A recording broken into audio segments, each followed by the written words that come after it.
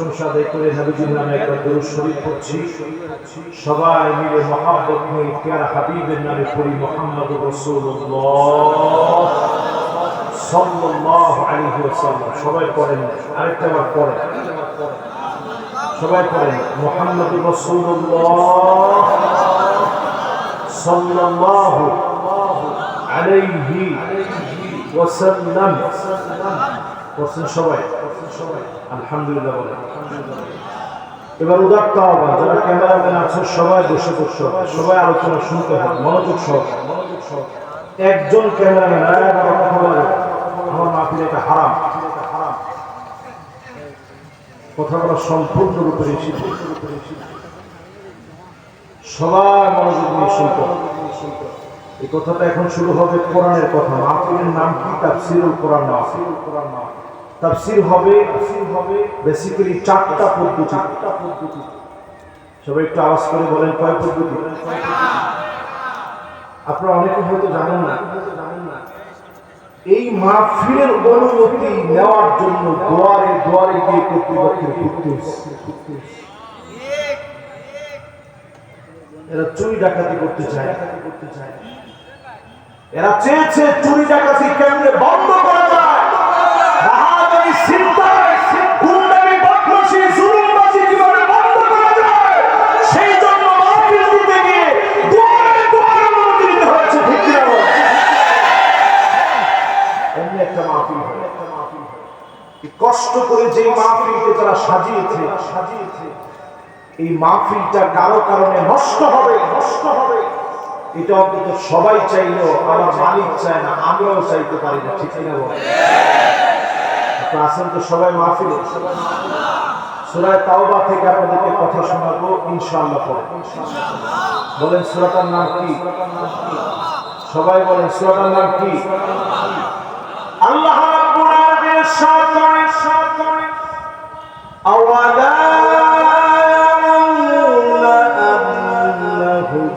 يفتنون في كل عام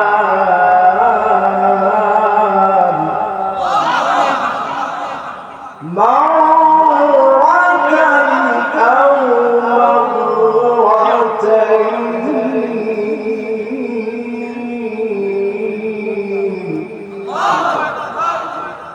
ثم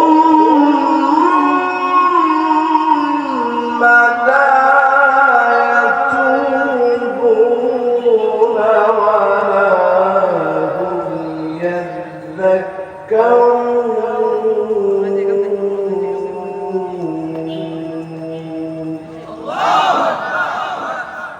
প্রত্যেক বছর আমি আল্লাহ একবার অথবা দুইবার বছরে পরীক্ষা নিয়ে থাকি। তোমরা আমি আল্লাহর দিকে ফিরে আসো না, তাওবা পর্যন্ত করো না, আমি আল্লাহকে স্মরণ পর্যন্ত করো না। আজকে যদি তাওবা করে স্মরণ করে মালিককে যদি ডাকতে পারে, এই মাহফিল থেকে বাড়া মুসিবত যিনি উঠায় নেবেন তিনি কে? সব মানুষ তাওবা করবে না ইল্লা আলা হুসানাতিন মিনান নাস।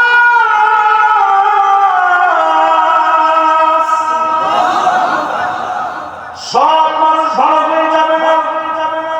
এই দিনের কথা শুনে আপনি যদি নিজেকে পরিবর্তন করেন, সিদ্ধান্ত নিয়ে ফেলে আপনার কারণে সমাজটাকে যিনি হেফাজতে রাখবেন তিনি কে? আয়াতটি আছে সূরা তাওবা। বলেন সূরাটার নাম কি? অবতীর্ণ হয়েছে মদিনায়। সবাই বলেন অবতীর্ণ কোথায়? আয়াত আছে 129টি। সবাই বলেন তো কয়টি? সূরাটার নাম কি? মাশাআল্লাহ। অবতীর্ণ কোথায়? আয়াত আছে কয়টা? আমরা আজকে আপনাদেরকে তাফসীর শোনাবো 126 নং আয়াতের তাফসীর। জোরে বলেন আল্লাহু আকবার। তাফসীর হবে ইনশাআল্লাহ কয় পদ্ধতিতে? মাশাআল্লাহ। কয় পদ্ধতি? তাফসীরুল কোরআন বিআয়াতিল কোরআন, কোরআন দিয়ে কোরআনের তাফসীর হবে। এই কোরআন আল্লাহ এমন ভাবে নাযিল করেছে, আয়াত দিয়ে আয়াতের ব্যাখ্যা মালিক করেছে। দুই নম্বরে তাফসীর হবে তাফসীরুল কোরআন বিল হাদিস, হাদিস দিয়ে তাফসীর হবে। তিন নম্বরে তাফসীরুল কোরআন বিআকওয়ালিস সাহাবা, সাহাবীদের বক্তব্য দিয়ে তাফসীর হবে। চার নম্বরে তাফসীরুল কোরআন বিল লুগাত, একটি শব্দের যতগুলো অর্থ আছে সব বলে বলে ব্যাখ্যা করে তাফসীর হবে। আজকে যদি মিলিয়ে নিতে পারে, হতে পারে যে আমাদের এই হৃদয়গুলো পরিবর্তন করে দিবেন তিনি কে? মাশাআল্লাহ। অনেক যুবকরা এখন আসতেছেন, দ্রুত এসে বসে বলতে, পিছনের দিকে তাকায় দেখেন, যুবকরা সুন্দর চলে আসতেছে, সবাই বসে পড়বে, কেউ কোনো কথা বলবে না, আওয়াজ করবে না। স্টেজে বিশেষ করে মেহেরবানি করে কথা বলা যাবে না, তাহলে আয়াতের তেলাওয়াতে ভুল হবে, হাদিস বলাতে ভুল হবে। বলেন তাফসীর হবে কয় পদ্ধতিতে? এটা কিন্তু একটা ক্লাসরুমের মতো, আপনার এখানে বসা আছেন একেবারে ক্লাসরুমের মতো। এক নাম্বার কি দিয়ে তাফসীর হবে? মাশাআল্লাহ। অনেকে বলে যে হুজুর তাফসীর করলে পরে মানুষ বুঝবে। আমি দেখি মানুষ পুরোপুরি বুঝে, আমরা বুঝাতে চাই না, ঠিক না? এক নাম্বার তাফসীর হবে কি দিয়ে? দুই নাম্বার তাফসীর হবে কি দিয়ে? তিন নাম্বার তাফসীর হবে কি দিয়ে? চার নাম্বার মাশাআল্লাহ। একটা শব্দের অনেকগুলো অর্থ আছে, সব ভেঙে ভেঙে বলার মধ্যে দিয়ে তাফসীর হবে ইনশাআল্লাহ। আল্লাহ রাব্বুল আলামিন প্রতি বছর আযাব দেন, প্রচন্ড গরমে কোটি কোটি মানুষের বসবাস, হাজার হাজার মসজিদ, আমার ঢাকা শহর ভরা, আল্লাহর অসংখ্য গোলাম কাঁদতেছে, পুরো দেশ জুড়ে লাখ লাখ মসজিদ, কত কত মাদ্রাসা। এই দেশের ভিতরে মালিক পরীক্ষা নেন, ঠিকই যখন আযাব আসে অল্পের ভিতরে আযাব গজবকে যিনি উঠায় নেন তিনি কে? কি প্রচন্ড তাপদাহ ছিল, রাস্তার পিচ পর্যন্ত গলে গেছে। আমার বাংলাদেশ রেকর্ড ভেঙে ফেলেছে। আরবের যেই তাপমাত্রা সেই তাপমাত্রা আমার দেশে চলে আসছিল। আল্লাহ আবার কেমন একটা নাতিশীতোষ্ণ আবহাওয়া, মনে হচ্ছে যেন শীত আসার আগে যে আবহাওয়াটা থাকে এইরকম একটা পরিবেশ আল্লাহ আবার আমাদেরকে দান করে দিয়েছে। আল্লাহ রাব্বুল আলামিন বলেন, কোরআন তুমি শুধরে যাও, আমি আল্লাহর দিকে তওবা করে ফিরে আসো। ও সাতক্ষীরাবাসী, এই মাহফিল থেকে যদি নিয়ত করতে পারেন আল্লাহ আপনার দিকে ফিরে আসলাম, অবশ্যই যিনি কবুল করে আযাব গজবকে উঠায় নেবেন তিনি কে? এই জমিনের ভিতরে আযাব আসে 15টা কারণে। কয় কারণ? আরো আজকে বলেন, এটা কত? এটা কত? 5 আর 5 কত হলো? আর বাকি থাকে কত?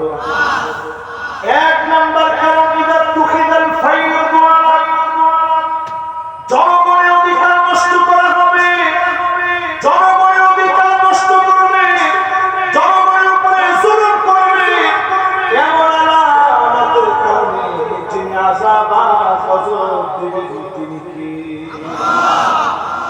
সারা দুনিয়ার মধ্যে এগুলো চললেও আমাদের এই পবিত্র দেশ স্বাধীন ভূখণ্ড বাংলাদেশে জনগণের কোন অধিকার নষ্ট করা হয় না। যে আসতে বলছে আসলে কিরকম হয়েছে আমাদের দেশে? খবরদার, জনগণের হক থেকে সাবধান হন। এই হকগুলো কাদের মধ্যে উঠায় দেবে?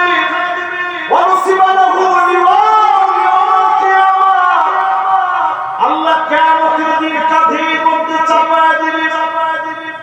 অসংখ্য জালেম এই বোঝা কাঁধে সাথে অচল হয়ে পড়বে।